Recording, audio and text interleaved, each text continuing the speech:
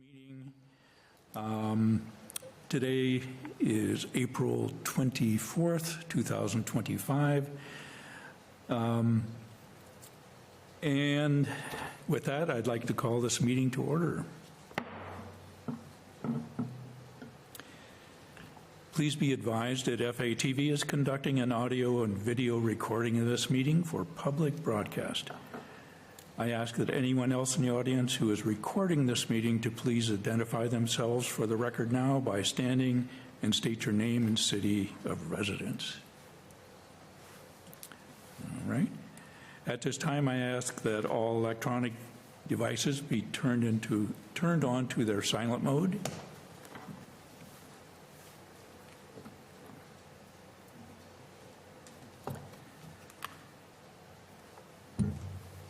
And moving to our agenda, I invite anyone in the audience who wishes to speak to please approach the podium, identify yourself by name and address, and identify the agenda item on which you would like to speak or in general, and then you may speak on it for no more than 2 minutes.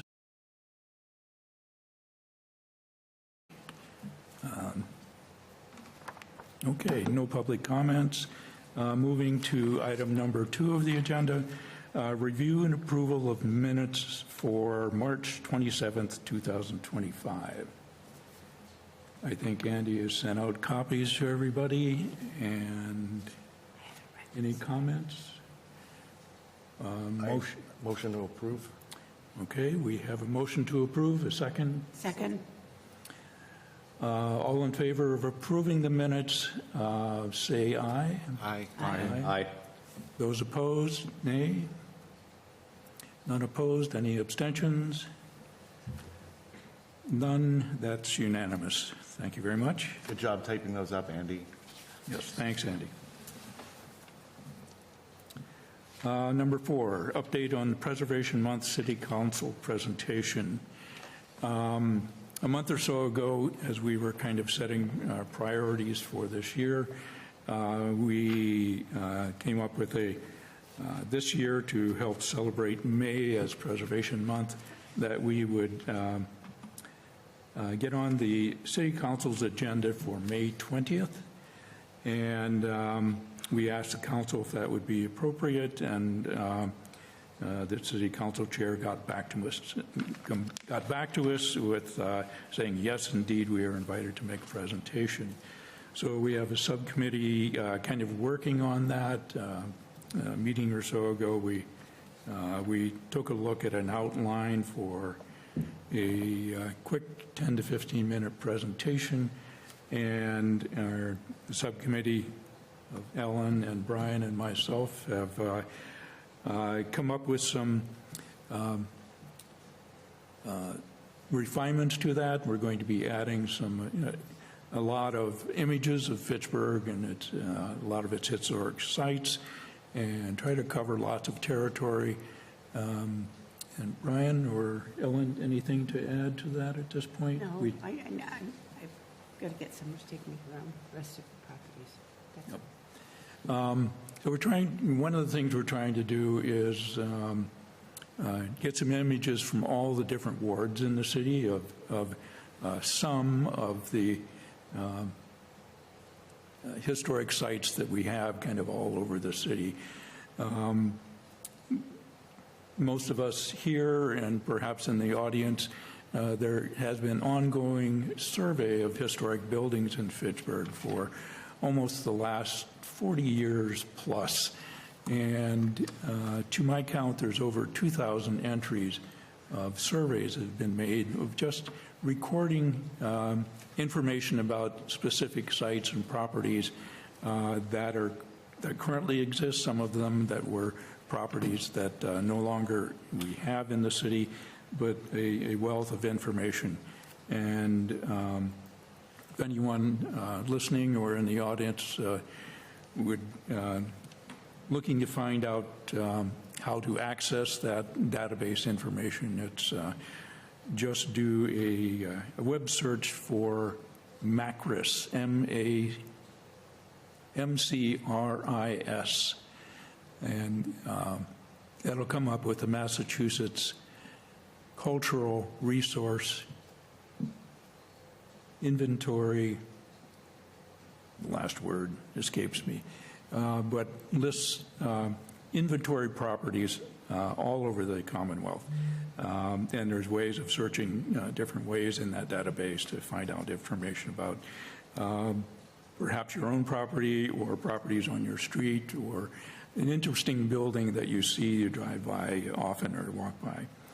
Anyhow, so we're kind of using that information to kind of help share it with and remind our city council and the citizens at large of the great wealth of heritage that Fitchburg has, and kind of the unique character that our city has with its own quarry, its railroad, its river, a lot of the things that made Fitchburg a very special city, and still does. So we're working on that. Hopefully we can make a quick presentation, make sure everybody has a copy of our recently released last year at Preservation Month, Fitchburg Downtown Historic Areas in this good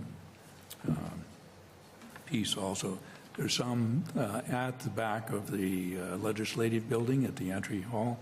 And if you'd like to get copies of it, it's also a copy of it's posted on the Historical Commission's website on the city's main website.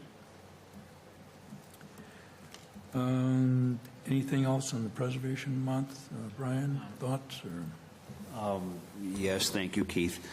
I think it will be helpful, and I have a resource for this. There's a lot of historical footnotes that were noted back in the 1800s, and then that may be some fresh information to some of the folks on City Council.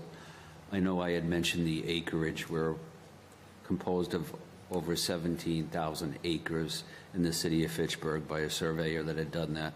Just some, I think, historical information that might be nice for the presentation. Sure. Great.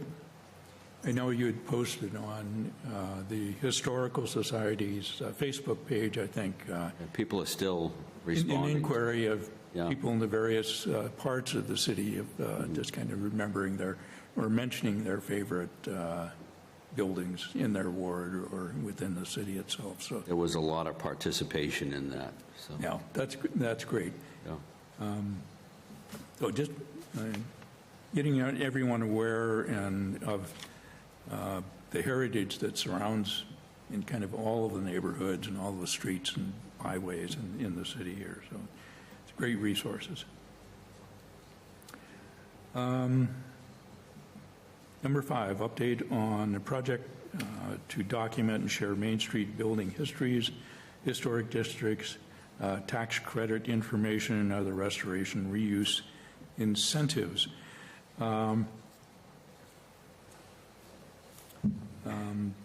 Keith, I'm almost finished with the map, that will show all of the buildings that are involved in a historic district. Terrific. Thanks, Ellen. That's something we can obviously help to educate and show the many areas of Fitchburg, particularly in the downtown area, that are so important. We're seeing a lot of progress on buildings being, vacant buildings being brought up for reuse, and which is very encouraging, and some good restoration that's starting to happen in the city, and I think this is great. People seeing the value of this downtown. I know the city's other offices, community development and planning, have for many, many years been working to find ways through grants and other programs to continue to make Fitchburg a great walkable city. We have our intermodal transportation center on the east end of Main Street. We have so many amenities coming up and down the street. The public library, many churches, the Art Museum, City Hall, the theater across the street from us that Fitchburg State is working to create black box theater presentation and doing exterior preservation that I believe is going to be starting soon on the theater block. Lots of other improvements happening, so we're, I think it's great to see Fitchburg starting to represent its great glory that it has. Let's see here. Andy, we along with Ellen's map that she's creating, we're also looking at individual properties along Main Street, a lot of the commercial buildings, and creating a little history database for each of the buildings that can be kind of found in each place, found easily, and we're collecting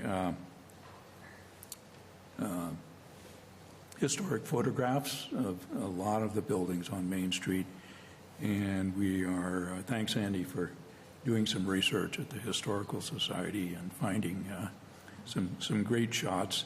We're putting this together. Andy, I might talk with you after the meeting to see, maybe get some more list if you're still game for this research project. There's lots more photos to search through. Yeah, and probably looking for your help, Andy, or others who would like to do some more research. We kind of have a template for each of the properties that we think is working. So it's basically plugging in the data and little brief histories of the building, and some interest that current property owners, commercial building owners along the business district here, and not just Main Street, but going back blocks off of Main Street also, because of both directions. There's lots of great historic resources back there that. Like along Pritchard Street, Academy Street, all of those wonderful older buildings, a lot of them in commercial use and certainly residential use too. So we're trying to come up with that database that ultimately have it publicly accessible, through our website, sharing it with community and development so that when interested parties are coming into look at opportunities in Fitchburg, that there's a quick reference point to say, with this address, here's a quick showing of what the building looked like when it was first built or shortly thereafter, its current condition, what the zoning is, and a brief history. Who originally created the building? Was there an architect that designed it?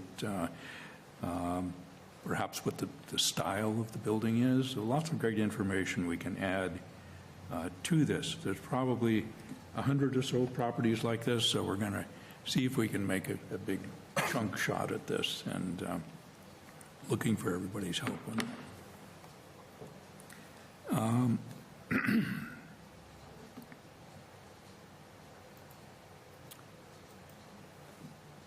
Okay.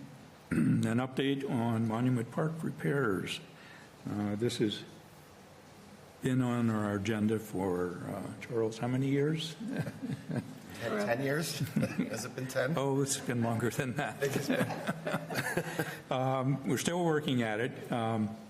We've, just to recap, we've met with the city purchasing agent and looked at ways we could break down funding for creating proper specifications for the repair of the fencing and ultimately other parts of the monument park itself, like the statue and the base of the main Civil War monument statues that could use some repair, and finding ways of creating good specifications for it. And then, secondly, finding funding for the actual bidding and construction of repair to the fencing is our, at the moment, our first priority, and certainly kind of moving onward as we look to help the city find the funds to do proper historical preservation to the various parts of the monument park. Let's see. Item number 7. About the tree planting, any updates? Oh, yes. Just wondering. On the monument park repairs, also, we had another subcommittee that met, I think, just before our last meeting, where we made some selections of trees that through the, I believe the DCR has funding for, I believe, gateway cities, which Fitchburg is one of, for additional shade tree planting throughout the city as a environmental impact to kind of reduce the heat source, the heat gain that happens, particularly in downtown areas because of the amount of asphalt and sidewalks and roofs and so forth, where in densely packed areas where the average temperature can be several degrees higher in downtown areas than it is in suburban areas where there's a lot more vegetation. So this program is bringing back shade trees to dense urban centers like Fitchburg. So taking advantage of that opportunity through the Parks Department that's helping to spearhead the location of these, we selected several additional trees. I think there were like 5 to 7 new tree plantings for the around Monument Park to replace trees that were once there, have died off and been removed, and getting shade back into Monument Park. This program is also happening in many other parts of the city and along city streets that are going to help to create this better tree canopy, which we think is a very good project. So we got involved because of our involvement being the Monument Park Local Historic District Commission, and it includes an area that includes Monument Park and several of the surrounding buildings around that. So we in the Parks Department are both looking to do good preservation and keeping Monument Park, the great dedication to the Civil War soldiers that fought in that war from Fitchburg, and in the remembrance of them, and also maintaining this wonderful downtown urban park. I should mention that there's been a recent NOVA program called Secrets of the Forest, and I found it very informative about the importance of trees and forests for human beings. Yes, and all plants. They, through their, we could get into science lessons too with their contribution to regeneration of oxygen for the atmosphere, et cetera, and removal of carbon dioxide. Most plant forms are vital for our environmental stabilization. So. Okay, any other questions on Monument Park? You can let Brian know that you made a suggestion to not put trees where the 2 missing cannons used to be, in the hopes that they ever get returned. Yeah. Yeah, so the arborist suggestion for the location of the trees, and gave us a list of, there were 2 spots that were in the kind of the inner rectangle inside the walking path, at the spots where there used to be 4 Civil War cannons that the the city had procured for Monument Park, and they were actually in the four corners. And currently, there's just two in the front corner, and the back two have mysteriously disappeared several years ago, and we're hoping that at some point those cannons can be returned to their rightful place and as they were originally procured by the city as commemorative for the Civil War soldiers. So we're hoping to get those back and hopefully not having trees in those spots. If trees go there, we will recommend digging them up and putting in the cannons in their place once they're here. So, any other thoughts on Monument Park? No, I think you covered everything. Okay, so we're still working on it. It's a long project. And didn't you say that DPW ordered a bench or something like that? Yes, Have they, I think they've already done it. yes. James Banal was able to, the head of Parks and Recreation was able to get some grant funding to fund additional park benches for Monument Park and other parks throughout the city. So thanks, James. That was a good job. And we'll finally have a place to sit down in Monument Park, hopefully this summer. So we're kind of waiting for, get that onto their schedule and install those. More than likely in the four corners where probably about 6 years ago, there were benches in those areas. So. All right. Number 7, update on historic building demolition delay. I don't know, Don, do you want to give a quick update on? Well, we had the meeting with Liz and Felix, and they agreed to reread our demolition delay, because I got a sense they were saying things that were not in our demolition delay.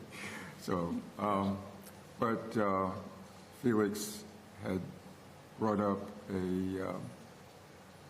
some kind of statement by something called a pioneer group that said demolition delay ordinance delays affordable housing. And I asked him, well, send me that information, and repeated that a few times via email to him. So I looked it up on the internet, because I have nothing else to go on. And there is one case in Glen Falls, New York, in 2006, in which the demolition delay did delay for a year, putting in affordable housing, but the mayor of Glen Falls was opposed to the affordable housing being put where it was proposed and wanted it elsewhere, and that's why the mayor and supporters invoked the demolition delay.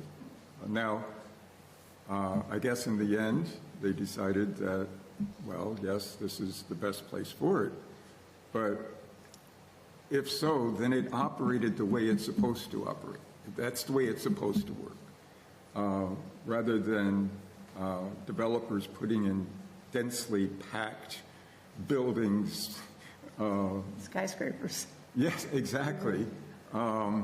The city has some process to decide this. And yes, it can delay putting in affordable housing, but on the plus side, you don't, if you put in affordable housing where it doesn't belong, where you, it's really, how are you going to get rid of it? So it's better to take the time to make sure that whatever is being torn down is what you want to tear down in order to put in that affordable housing.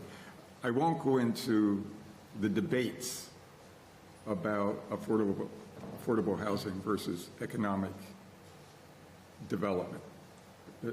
That's a huge quagmire, and maybe that for some other time I could write up something about that to summarize. Good research. Any other comments on demolition delay? What's the plan to, going forward with that, with getting that? They said they needed more time. Who said? Liz and Felix. We had, at our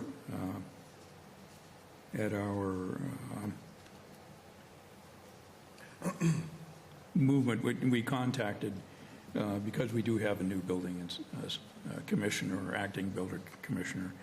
And in the past, we had talked with the previous building commissioner and got feedback from the building commissioner on thoughts and ways of implementing and perhaps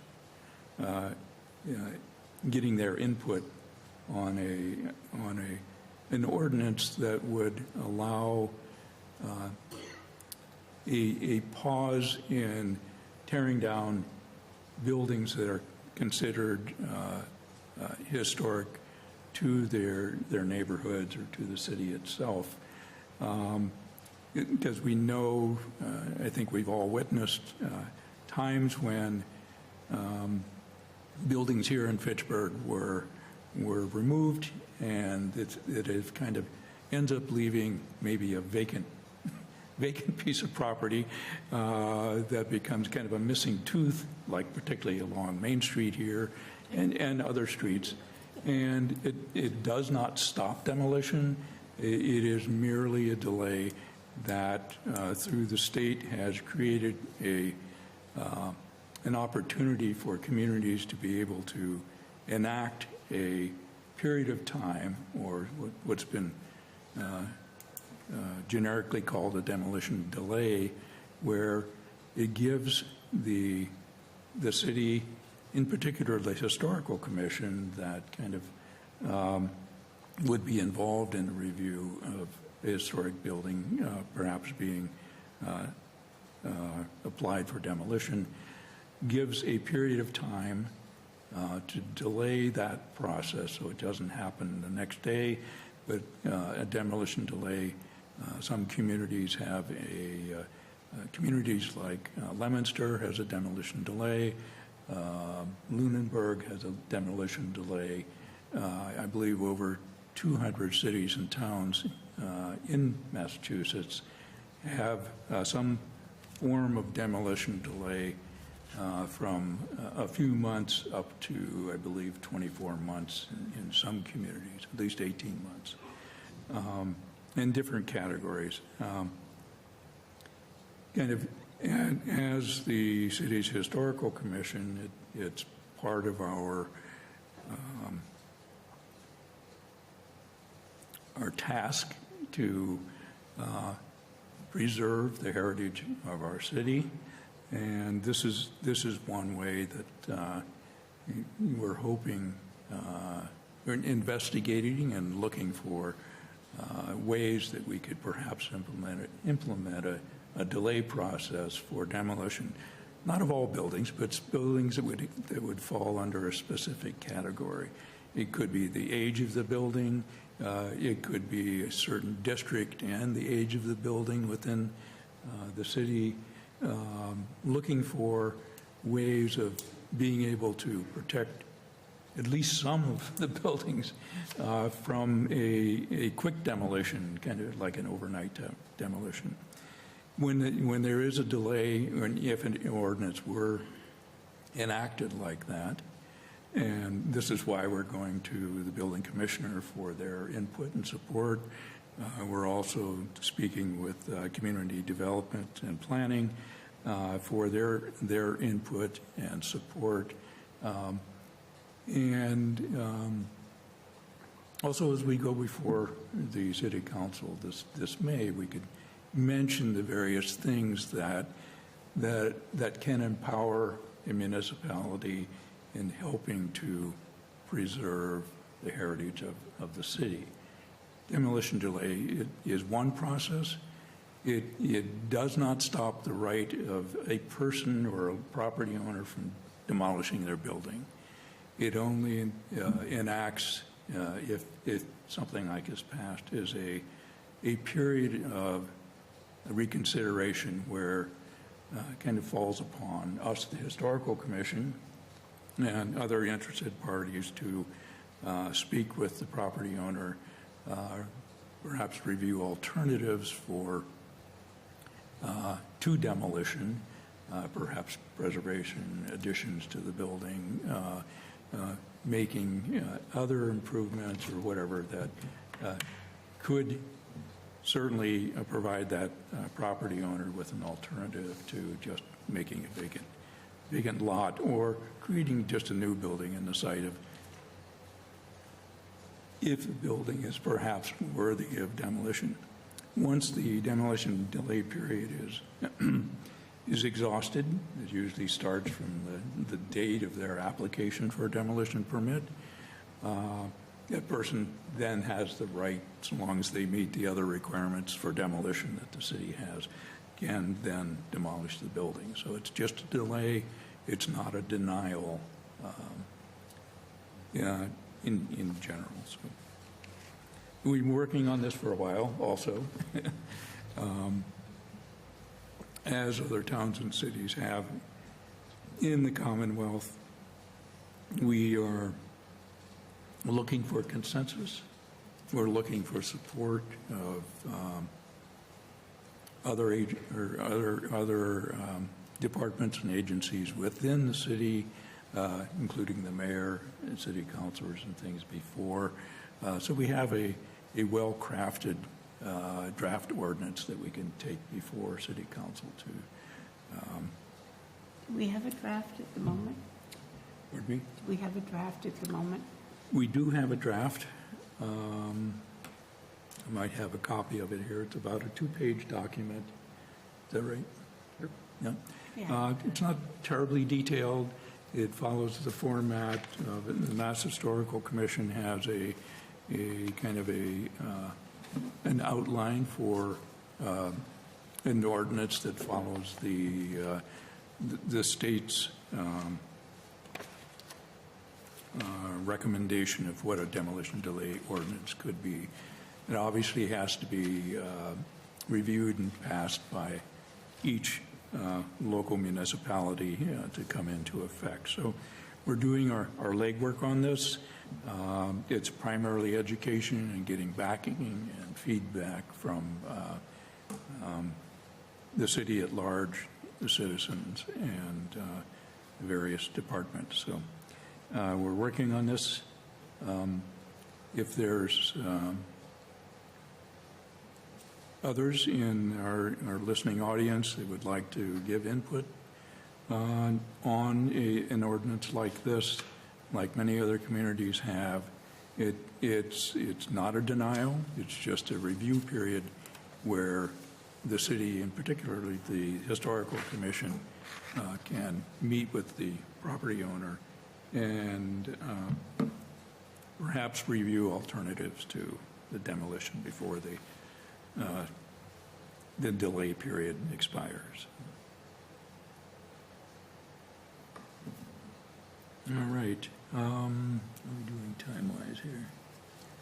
All right. We have kind of the end of our meeting today. We are going to be meeting with the Friends of Fitchburg Cemeteries that have created a special support group. They wanted to come and meet with us and share some of their activities that they're doing. So we might, and they're not able to come here until about 6 o'clock, I believe. So if we run out of things, we might, what's the official way? Can we pause the meeting? Pause the meeting? There's probably some official term for that. We can briefly go out of session and come back when our guests come. Or if we have some other things we want to discuss openly, that would be great also, since we're kind of all here, all 7 members, which is great. I think you skipped number 3. Did you? Oh, yes, thank you. Thank you, Charles. That buys you some time. Buying time, all right. Item number 3, thank you, Charles. We could always invite Susan Navari up here to delight us with historic tales of Fitchburg. Yes. So in item number 3 on the agenda, thanks, Charles, I skipped it. Update on the proposed street and pedestrian layouts at Moran Square and the Historic District draft information signage. The city has hired a consultant, an engineering consultant that is looking at, as consultants have done on other parts of Main Street, looking at the lower east end of Main Street and improving traffic circulation, pedestrian access and crosswalks, and in some areas calming traffic so it becomes easier to get from one side of the street to the other. So we had looked at the 25% drawings late last summer. I think it was Community Development shared those with us, and it included the Moran Square area, which is a good part of that area, going back many blocks, has been designated a National Register Historic District. Many of those buildings that typically it was formed to, I know Ellen was very much involved in the early creation of this National Register District, but it kind of encapsulates this particular area's, I'm going to say late 19th century or mid to late 19th century industrial development of this particular area. And Susan, you might correct me a little bit, but before the railroad came through in the 1845, I believe, the first connection to Boston by rail happened through a lot of pushing by Fitchburg industrialists. That the industrial center of Fitchburg was actually at Factory Square, which is kind of right across the street from the Fitchburg Historical Society Phoenix building. It is where Rollstone Bank has its branch office there, I believe. Yes, it is. The old Rollstone Bank office tower is still there. And a lot of that vacant property, including the old Fitchburg Sentinel newspaper building, which is still there and now used for other purposes. So that area on that side of the street, which was called Factory Square. And Boulder Drive, too.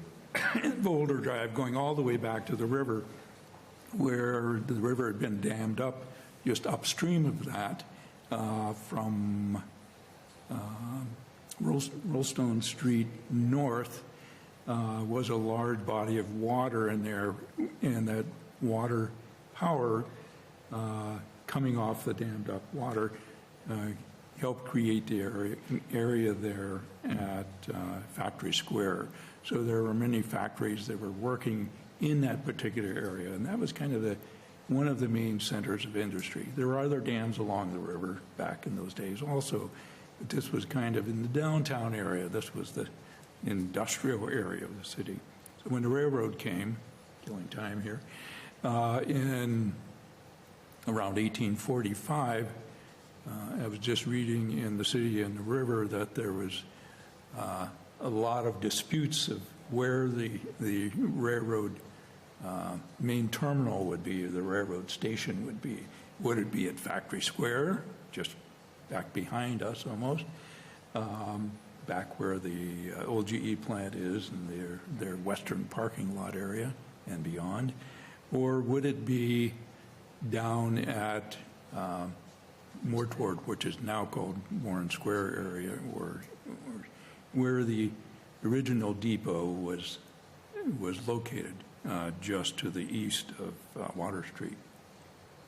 So there was a politics going on from one part of the city, the western end of the city, to this frontier land that was not much developed. There were a few houses and a tavern or so or something like that.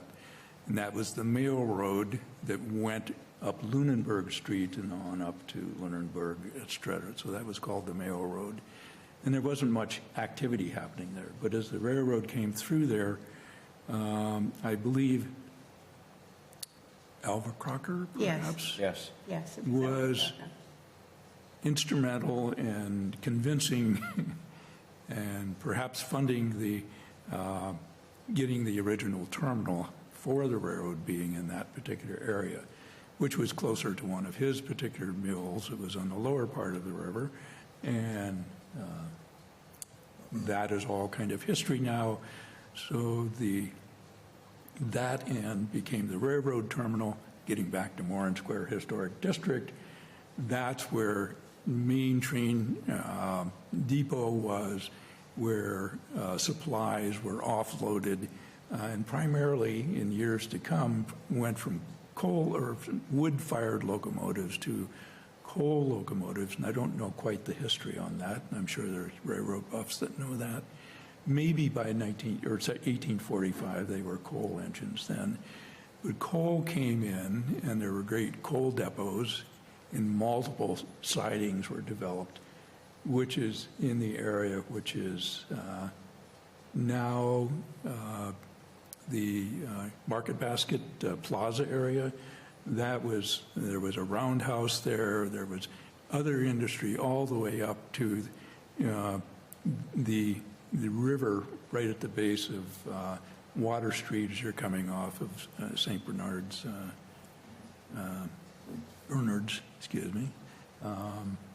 church area. So you just come down the hill there, there's the river.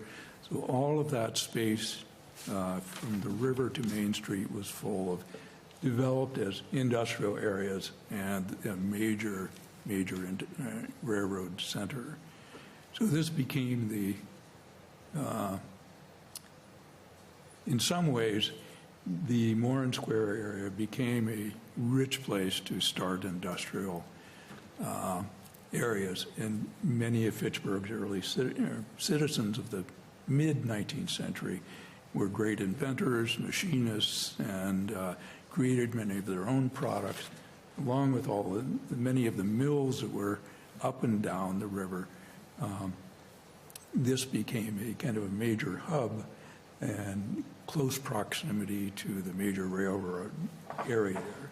So sidings were coming off the railroad. There was actually a siding that actually went across Main Street and up parallel to North Street. That was for the Simon Saw Company's major buildings up in there. I saw a map of one siding that crossed over there once. It was there for a while, I think. It's huge. And which was a major complex right where the Dunkin' Donuts is being destroyed right now, rebuilding perhaps. But the Montour gas station area there and back through where the fire station is was Simon Saw Industries. Well, the remaining building, there's just one remaining building. I'm trying to remember why they built it. Maybe it'll come to me. But that's the one that is off of North Street, but it also, its back is on the next street to the right towards Moran Square. Correct. So that particular building that Ellen is mentioning was one of the last buildings that Simon's Yes, yeah. Saw and Steel Company built in this particular location until they moved to a different part of Fitchburg. But it was built right after the Great War, or World War I. And that building is Simon's Hall. It's actually student housing for Fitchburg State at this moment. So as you go up North Street and past the fire station, there is a road just past the fire station. Willow Street, I think. No. That goes back No. to Simon's Hall, and this was perhaps a warehouse building and perhaps some manufacturing also. No, it was built specifically to create, Armor plate? Armor plate? I thought it was helmets. excuse me. I thought it was helmets. No. It was something, it was, as You you did say, the related research to the on it. First World War. And if I was home, I'd run down cellar because I know exactly where the box is. But anyway, Yeah. it was a very significant effort by the Simons people. Yeah, Simon's Saw and Steel Company was contracted during World War I to help create armor plating. Armor plate stealing. And I believe, and this is hearsay, it's a good story, that some of it was meant to be supplied to the then Soviet, Yes. so it was Yes. the Russian That's true. that were also fighting from the eastern side during the Great War. Now we call it World War I. But anyhow, so there's pieces of history. That's one that's kind of closest to where we are here at the Legislative Building. But other buildings, including Willow Apartment Building, which is this 3, 4, 5-story mansard roofed brick building. The large chimney, I believe, is still there. This was part of the C.B. Brown Originally, it was steam, boiler manufacturing. steam. It's a Brown, Yeah. one of the Brown. That particular building used to be right up against the sidewalk on Main Street, and it was moved back, including its chimney, I believe, plus a building to the right of it, a little brick building to the right of it, was moved back, I don't know, at least one building lot. And interesting story on that was moved by John Moran, who we now have called Moran Square, named after John Moran, who was a mover of buildings and constructor of many buildings, particularly in the Moran Square area, but moved buildings. I don't know where his outreach was, but moving this tremendous sized building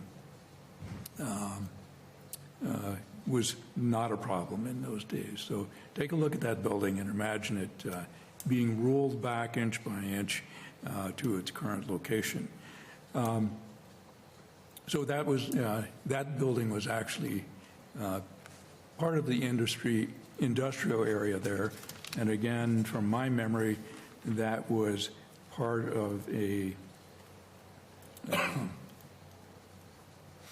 mill area, that they created boilers for creating energy, basically steam-powered energy, that many of our mills that were water-powered along the Nashua River, up and down, all the way from West Fitchburg on down through, that originally were powered by water wheels and water power, would have to shut down in the dry summer months because there was no energy running in the streams and the rivers. We're able to run more in all seasons because they could get coal now from the railroad that followed the river, and this coal could be used for boilers, running steam engines, and the steam, all of these plants converted, and many of them converted from water power to then steam power, which they could have reliable energy from it.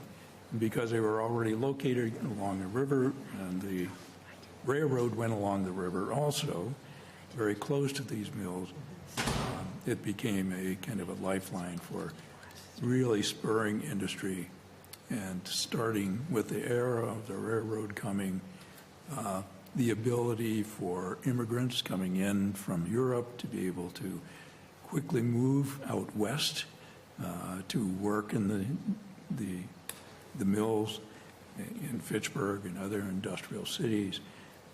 It was a great expansion of Fitchburg's industry and a great expansion of Fitchburg's population also.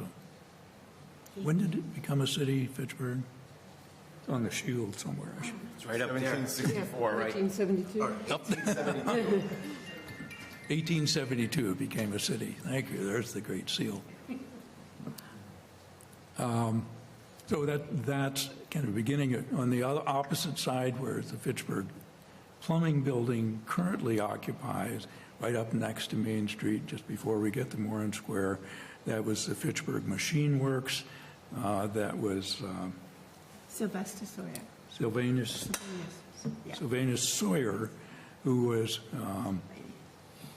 another of the important industrialists in the Moran Square area and for Fitchburg. That particular building was used for creating munitions for various efforts, and I'm sure it was probably involved with Cannons. cannons and Releasing the cannonball. and cannonballs, and he actually was the inventor of some advances in munitions, and I think actually creating rifling within cannon barrels where they just used to be a straight shot. That I believe the rifling, again, hearsay on my part, would put a spin on the projectile that would keep it steady in flight and more accurate in its destination.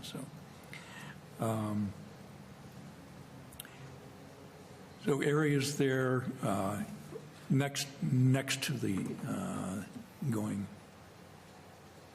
east of the Fitchburg Machine Works was the Brown Bag Filling Company, which later became Harper's Furniture, or Tarbuck's Furniture, then Harper's Furniture, and it's now part of the Moran Square apartment complex that includes a large addition of apartments to the east of that building. The Brown Bag Filling Company is the 4-story building, I believe, on the corner of Sawyer Passway and Main Street. Oh, there. Syndicate building. Keith? You can take a recess if you need to, by the way, if you're not ready for, I have a question. Yeah. There was an email exchange about 533 Main Street Yes. and a request for, was it a certificate, letter? Yes. On another topic, in the Monument Park Local Historic District, where we're the Historical Commission is the local historic district commission, 533 Main Street, also known as the old YMCA building, just to the east of Christ Church block on Fruit and Main Street, is part of the Monument Park Local Historic District in its bounds. And I think most people know that they're proposing additional apartments and commercial space, reuse of that building that's been vacant for how many years, Charles? Centuries. it's been since the 90s at least, maybe even the 80s. I think you're right. Yeah. Anyhow, Although Fitchburg State was in there for a brief time, remember, about 10 years ago? 20 years ago, probably. Yeah. It was around, yeah, it was in the mid Yeah. 2005-ish. Yeah, No, or it was 2010. last, it was called the Worcester County Institute for Savings. Yeah, the bank. And then Fitchburg State was in there for a year or so. The early 2000s, I think. And it didn't pan out, whatever that was, for the theater. Yeah. So anyhow, answer your question, they are in the process of proposing a develop for that and ultimately getting a building permit before they can get a permit because it's in the Monument Park Local Historic District. They will be applying to our commission for a certificate of appropriateness. They have made initial inquiries about that. We're kind of working closely with them. They're working with other agencies in the city to help find some incentive funding. Their group is also doing some other work in the eastern lower part of Main Street and some housing and mixed development projects there also. So it's in the early stages of them ultimately coming before the commission with their proposed exterior renovations. We were really just involved with the exterior view from public ways, and our purpose is to see that the renovations are done in a way that saves the heritage that's still remaining with that building. There had been the wonderful upper stories of that building were removed, I believe, because of a fire, and the upper roof section of that, it's kind of 1 or 2 stories high. If you walk down Main Street now, the developers actually have old photographs of the building when it was the YMCA there, and it still had the upper stories with its multiple dormers and high-pitched roof and Can I tell you something? tower on the corner. Yes. I don't know if it's true or not, but I heard that the first basketball game that was ever played in Fitchburg was played there. Oh.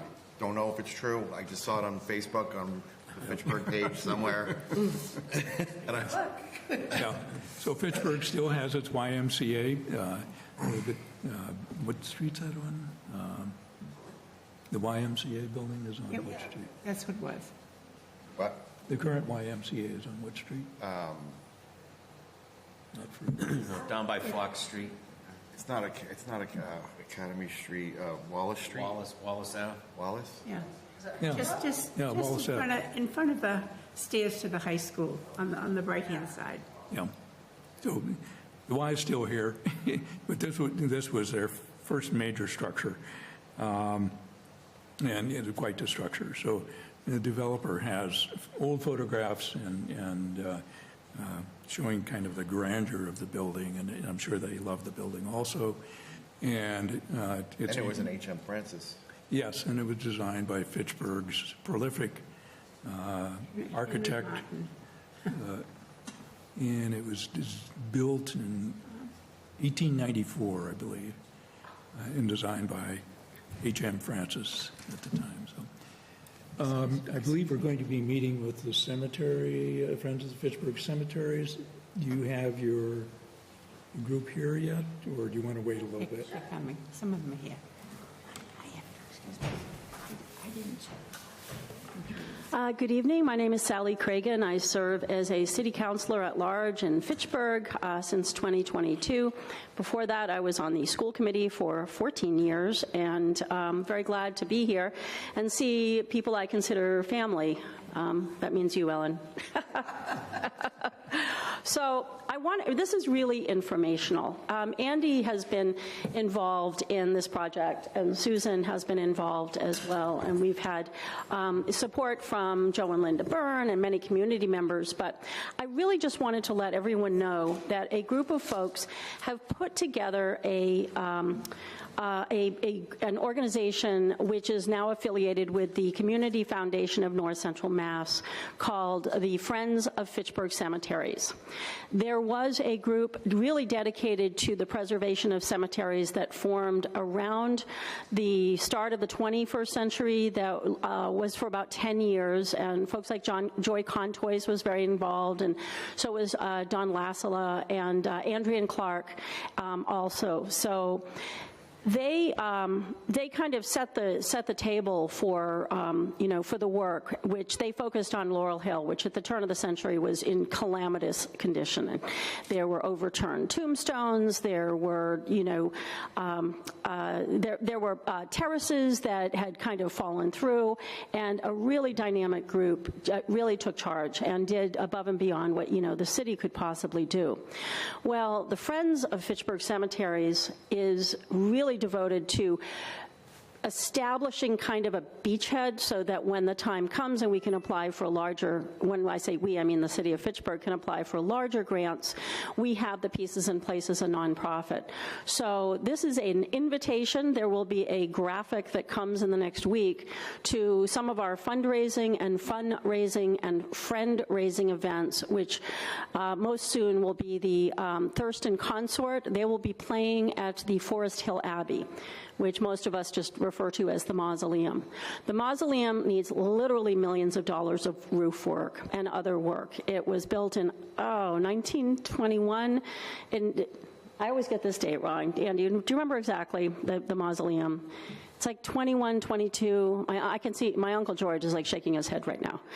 But anyway, in the mid-20s, repair work was done in the 70s, and that repair work actually made it worse. So because the city does not have $2 million in their back pocket for the mausoleum, having events there very regularly is a way of reminding our community and residents that there, is a really essential part of our community up at Forest Hill and in the other historic cemeteries. So on Saturday, May 31st, Thurston Consort will return, and they will play in the mausoleum, which is entirely marble, and that will be at 2 o'clock, and it really is a pay-what-you-can event. We are thrilled to have them. The acoustics inside the mausoleum are remarkable. It was built as an abbey, and we are, doing something that is so unique is really a pleasure. But I thought, and some of us thought, we needed to kind of reach out to the Historical Commission, because we're engaged in a pretty vital, piece of work that will extend over a long period of time. So what we've had so far also are, we've committed to historic walks on the equinoxes and solstices. I have done a lot of research on similar organizations in historic cemeteries. Oh, golly, thank you so much. Yeah. Oh, very helpful. So you can kind of see how it's kind of dark at the top of the building. There's just a lot of water ingress over the entrance, which are those two columns, as well as in the back of the building. Other than that, it is remarkably solid and amazing. But yeah, those are other issues. The fact that it is difficult for visitors to ingress over cracked pavement. And our cemetery department does a remarkable job of keeping, 52 acres of burial land looking absolutely beautiful. But we need to do something extra, and that is raising awareness of the Friends of Fitchburg Cemeteries and the needs of this incredible building, and making sure that we are in place when grant opportunities come up. It took our friends at Crocker Field over 20 years, to be in a position where they could accept the money to get Crocker Field back up. So, yeah, you can really see that, one, high quality materials were used. Those are bronze doors. There's copper, flashing. There's the, steps, which, once you get up here, you're fine. But you can see around the edge of the building, it's pretty problematic. Anyway, but so I'm just here really to say hello and thank you for the work you do, and hopefully I'm happy to answer any questions and welcome, to hear comments. We really don't have regular meetings. We plan our events, and then we have our events, and our next event that's a historic walk will be over at the Laurel Hill Cemetery. Yeah, there's another example. Again, you only have so much life for when certain concrete repairs were done, and Jacqueline Poirier, our cemetery commissioner, can really take you through the issues. But yep, and then there's the back of the building. This is an immense building. The same, I think it's the Security Mausoleum Company. Anyway, they also built subsequently a much smaller structure at Evergreen Cemetery. And every time I visit my Cragen family, I drive around it and just say, oh, theirs is holding up. Lucky them. What does it look like inside? Beautiful. Yeah. Absolutely stunning, but except for the water damage down the far end. It was built as an abbey, so it actually has 2 halls. You walk in, there's a very large sort of reception area, and then there's halls down, down in either direction. Then you walk a little further, because it's an abbey, there's actually an area for an altar. And then there's another, very long halls. It looks like the building is, like a solid building, but it's actually in the shape of an H. And so there's a lot of areas for, for infiltration of water and age. And I think looking back in the, the Sentinels and city records, this building was constructed when Fitchburg was go, go, go, but it became kind of unattended. And then once our decline really, came in, it took a while after World War II. Some of us lived through that. Some of us have heard stories of those who lived through that, but the wherewithal the city of Fitchburg had was fairly minimal to address needs. And so our DPW Commissioner, Nick Erickson, and his team have done a pretty comprehensive evaluation of what needs to happen. And, we are talking the hundreds of thousands and eventually the millions. So I think it's important to stand up for this. Inside, you as a photographer would be, amazed at, one, the quality of light that comes through those windows, the marble, the carving. There are Simons there. I think there's 3 Fitchburg mayors. There are Crockers there. There are a lot of distinguished families, and there are families that are continuing to use the crypts, because you cannot buy a space, but if your family has a space, people do come, and it is, there are ongoing interments and visitations. Good, Sally. Could you remind us again the events that are coming up? Absolutely. I believe you have some yearly events or ongoing per season. Sure. And I will also email these to be shared. Saturday, May 31st, we have the Thurston Consort. They will be doing a concert of both chamber music and early American music. I believe it will be more than a duet. That is 2 p.m. Saturday, May 31st. Then we are having our summer solstice event, which is going to be I hope Ellen watches this, because it's the equivalent of a paint-in. We're going to go up to Laurel Hill at, I think, 4:30 on Friday, June 20th. People are invited to bring your sketch pads, bring your cameras. The light at the top of Laurel Hill is remarkable. We will be visiting the graves of George Fay, the Trask family, probably Eleanor Norcross as well, and Congressional Medal of Honor winner Orlando Boss. And it is kind of a steep, hike up to Laurel Hill, but there's ample parking on Charles Street and over on Rollstone. And it's just, remarkable historic graves that do predate the Forest Hill, which was only built in 1852. So the, kind of bringing people into these really kind of sacred spaces is important. And you're welcome, again, bring paints, bring sketchbooks. We do not allow none of our cemeteries, grave rubberings are allowed, but photography is very welcome. And we hope some really interesting art will be created from this, visit. How do you plan to get millions of dollars? Well, I'm looking around. I'm not seeing any millionaires that would donate. Maybe the Crockers, I don't know. Well, we're in touch. I'm in touch with the Crocker family, but there are periodically grants that come around that cities are eligible to apply for, and so our inspiration really is the Crocker Field Restoration Committee, because more than 20 years ago, some really hardworking folks, Lenny Laxo, Ellen, Rick Kazanjian, they really put their shoulder to the wheel, and they met regularly, and when there were opportunities, they applied. So our organization, and my admin person on the project, fellow counselor, Ward 1 Counselor Bernie Schultz, was unable to be here tonight, but sends his regards. We just did the paperwork in October of 2024.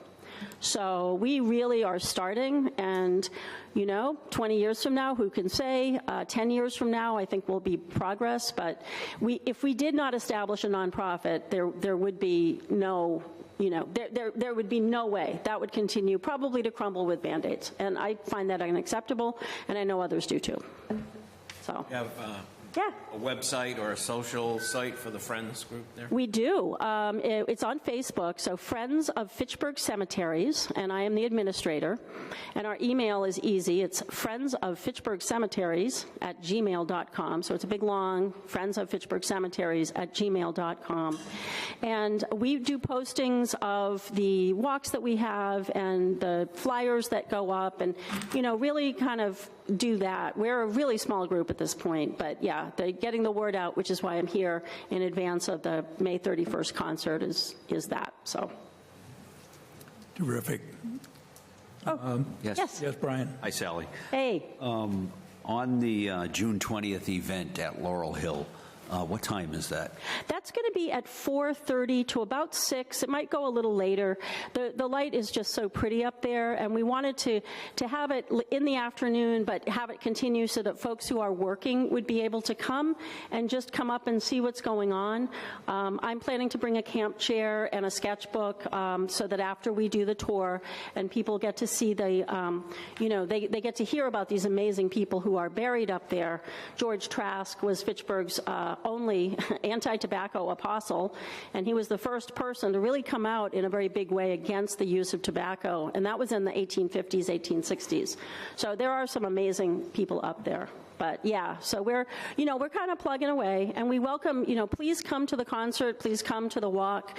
We'll have a meeting sometime in the summer to plan the fall and winter events, but it's very joy-filled, and we're welcoming all ages, because folks have brought kids on the tours, and those are, we do the tours for everybody, so everyone feels like, oh, I understand a little of local history. And one more question. Sure. What is the total amount of cemeteries we have here in Fitchburg? Oh, golly. Well, there's the Rev Dean Hill. There's the little South Street colonial era cemetery. There's Forest Hill. There is Laurel Hill. Then St. Joseph's has their own cemetery. There's the Jewish cemetery. And then, of course, St. Bernard's has their cemetery. Have I left any out? There's one on West Street, a little teeny tiny. Oh, yeah. Is that the West Street Cemetery? Yes. Yes. 1801? Yes. I think? Yeah. What about Hartwell? The one at the bottom of South Street? Yes. Is it the one at the bottom of South Street, I believe, is called the South Street Cemetery. Okay. If I'm not mistaken. 1766 I have for a date on that. Alpine Hill Cemetery. Do you know where that is located? I don't. Is that, I don't know if, that's not. Trying to do At the some bottom of the road, like at the beginning of the road. of South Street. No. Alpine. Oh, Alpine. Alpine. There's also one off of Ashby West Road. Yes. About 4 graves. There's 3. Yeah, there's a father and 2 sons that was discovered in the 50s by firefighters, actually. So, yeah. The first fire chief, Andrew J. Green, and the first police chief, Russell O. Houghton, both Civil War veterans, both interred at Forest Hill Cemetery. I'm not familiar with the smaller ones that they're still within our whatever. Sure. Administration. Right. But in terms of active, the tours and such that we're doing, we've done most of what we do at Forest Hill to raise awareness about the plight of the Forest Hill Abbey / mausoleum, but we're very open to having other events. When we have the September equinox, I'm thinking Dean Hill or the bottom of South Street might be of interest to folks, because we're in this, bicentennial plus 50 years. So. Right. Well, it's great work you do. Oh, thank you. Well, we're all doing it together. So, and it's amazing to be in that building is really uplifting, and to hear music, it was incredible last October. So we're grateful to be able to do these events. This is, and certainly the grounds of Forest Hill are amazing in themselves. And Laurel Hill, like you mentioned, a little bit older cemetery. Yep. I believe some of the older part down on Rollstones. The terracing they did is so amazingly engineered. Yeah. And it's just gorgeous to look at. It is amazing. It is up on the hill there. I did some painting there many years ago, and it's fantastic. It just kind of blows your mind. So I'd encourage everybody to look at these resources that, that our predecessors have done to create such wonderful spaces for cemeteries in this great geography of the city. So they're all wonderful. Thank you so much, and I appreciate, Keith, Mr. Chair, putting our organization on the agenda, because we'd love to stay in touch, and I'll make sure that you all get the information, because we're stronger together. Thank you. Great, thanks, Sally. Thank you. Could I make a motion to adjourn? Yes. There's a motion to adjourn. Is there a second? I'll second. All in favor, say aye. Aye. Aye. Very good. That's unanimous. Meeting is ended.